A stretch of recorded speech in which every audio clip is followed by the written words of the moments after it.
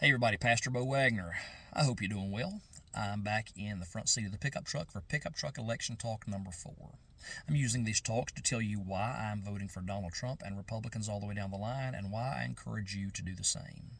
Today, let's talk about something called price controls. Recently, Kamala Harris unveiled her idea for what a budget would look like and for how the economy would work should she become president. It's a $1.7 trillion boondoggle that we cannot afford. But the most ominous part of all of it is that she's advocating for something called price controls. Now, the funny part about that is that Democrats who actually have some intelligence and some knowledge of history and some understanding of the economy are running from that like it's a skunk in the room. They know how bad it is.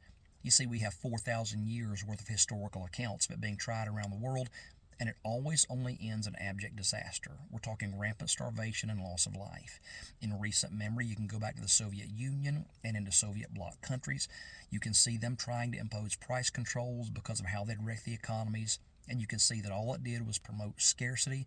Grocery stores didn't have any food to sell. People were dying. You can go back to the Bengal famine of 1770. 10 million people lost their lives, and it wasn't because of the famine. The famine was made infinitely worse. It was turned into a dearth because the government tried to impose price controls. A third of the population was lost. Richard Nixon tried it in the 70s with fuel. All that happened was less fuel was produced. It was rationed out in small amounts, and people sat in their cars for hours at a time in lines a mile or two long just trying to get a little bit.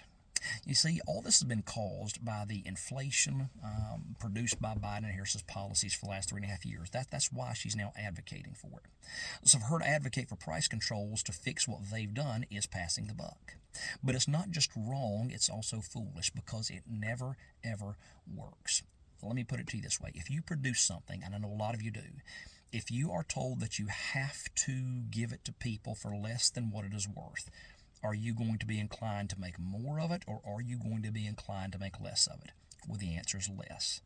Think of the farmers out there. They're going to be told, you have to sell your produce for such and such price, and they know it's not a fair price. They know it's nowhere near what they ought to be getting out of it, where they're just simply going to grow less, have less, give less.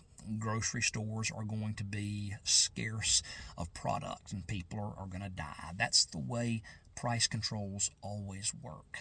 And the best thing the government could do is let the free market do its thing and get out of the way and stop printing money out of thin air and stop creating the inflation that leads them to say, hey, we need to have price controls.